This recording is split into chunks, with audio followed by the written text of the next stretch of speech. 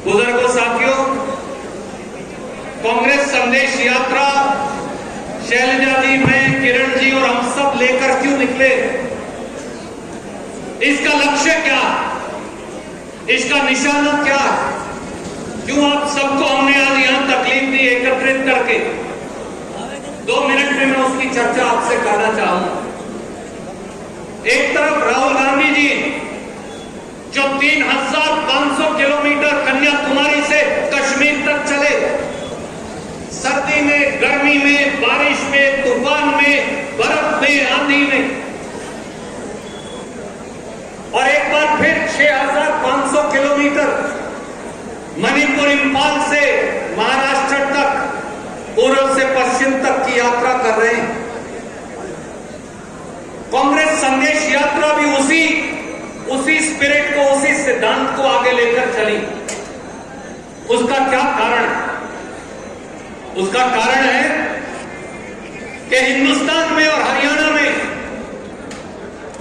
जो दिल्ली की सल्तनत है और जो चंडीगढ़ के हुक्मरान हैं, अब उनको बदलकर प्रदेश और देश के लोगों के साथ न्याय, उसकी आवश्यकता, न्याय की आवश्यकता, न्याय की हुंकार क्यों उठी? आज पूरे हरियाणा में देख लीजिए, सरसा समेत हरियाणा का पेट और पीठ एक करके मेहनत करने वाला किसान आज उत्पीड़न का शिकार है, खट्टर सरकार की अनदेखी का शिकार है। इस सरकार का आधार ही नाजायज है। याद करिए, भारतीय जनता पार्टी को लोगों ने बहुमत नहीं दिया। दुष्यंत चौटाला ने एक पार्टी बनाकर जो वोट मांगी थी, वो बीजेपी के खिलाफ मांगी थी। दुष्यंत चौटाला ये कहा करता था, मैं खट्टर साहब को यमुना पार करवाऊंगा, और खट्टर साहब कहा करते थे, मैं पूरे परिवार को हथकड़ी लगाऊंगा। हरियाणा के भोले भाले लोगों ने जनमत दे दिया, पर भारतीय जनता पार्टी को नकार दिया। सत्ता की मलाई लूटने के लिए एक बेमेल समझौता जनता की वोट के खिलाफ हुआ, और उस बेमेल समझौते का परिणाम, उसका परिणाम है ये भारतीय जनता पार्टी और जजपा की सरकार, जो संविधान के अनुरूप नहीं बनी। ये एक नाजायज सरकार है, क्योंकि आपकी वोट से नहीं बनी। और इस सरकार ने सबसे ज्यादा उत्पीड़न 5 वर्गों का किया। सबसे पहले किसान। अब मुझे बताइए, 75 साल में दिल्ली में और हरियाणा में पहली ऐसी सरकार है जिसने खेती पर टैक्स लगा दिया।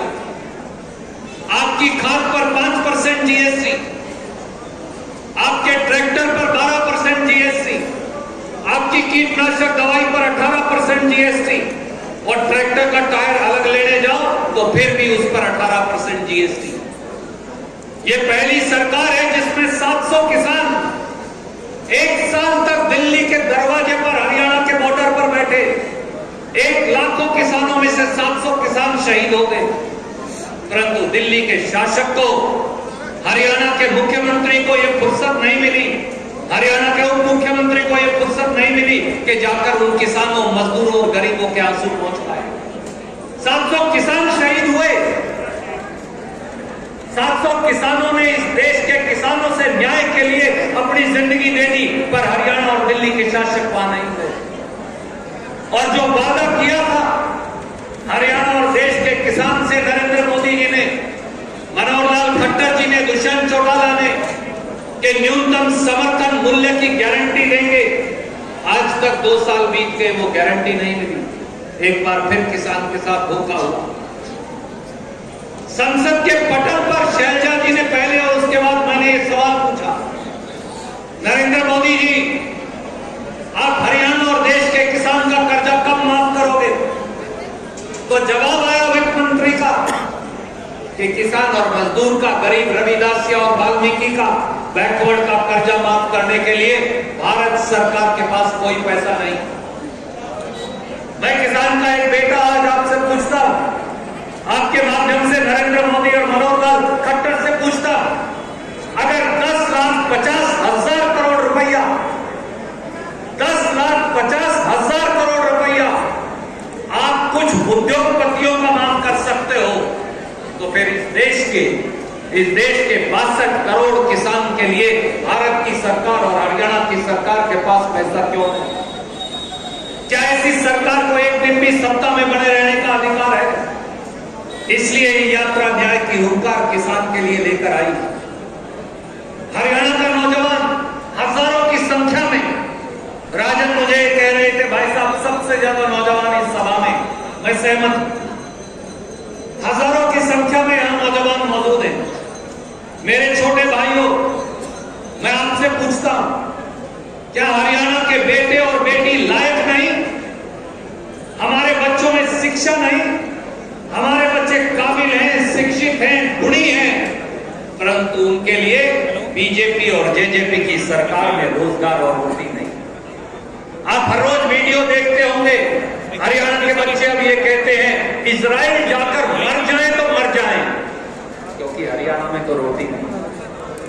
सरसा शहर के अंदर ही 500 आईलेट्स के सेंटर खुल गए, 500, इसलिए कि हर बच्चा आधा आधा किल्ला डबड़ी जो जमीन की आती है वो बेचकर बाहर जाना चाहता है। 47 पेपर लीक हुए, पटवारी का पेपर लीक, चपरासी का पेपर लीक, एक्साइज इंस्पेक्टर का पेपर लीक, एग्रीकल्चर इंस्पेक्टर का पेपर लीक, एचसीएस अफसर का पेपर लीक और जज का पेपर लीक। पिछले 9.5 साल में 47 पेपर लीक हुए। एचपीएससी का नया नाम है हेरा फेरी सर्विस कमीशन, क्योंकि वो नौकरी नहीं देते, वो हेरा फेरी करते। और पब्लिक सेल काउंटर, तो इसलिए इस 47 पेपर लीक होने के बाद एक आदमी को आज तक सजा नहीं मिली। शैलजा जी कांग्रेस पार्टी की प्रदेश की अध्यक्ष थी। याद करिए, इन्होंने हम सब ने हरियाणा पब्लिक सर्विस कमीशन को घेरा, क्योंकि करोड़ों रुपए की अटैचियां जो आपके बच्चों को रोजगार मिलना चाहिए था, उनको बेच रहे थे। खट्टर साहब की सरकार, एचपीएससी के अंदर करोड़ों रुपए की अटैचियां पकड़ी गई। मैं आज आपसे पूछता हूं, खट्टर साहब 9.5 साल में एक आदमी को सजा मिली?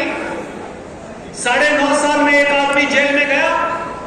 9.5 साल में आपने बताया कौन सा वो सफेद पोश है जो चंडीगढ़ की गद्दी के ऊपर बैठा है सचिवालय में और हमारी बेटियों और बच्चों की नौकरी खा रहा है?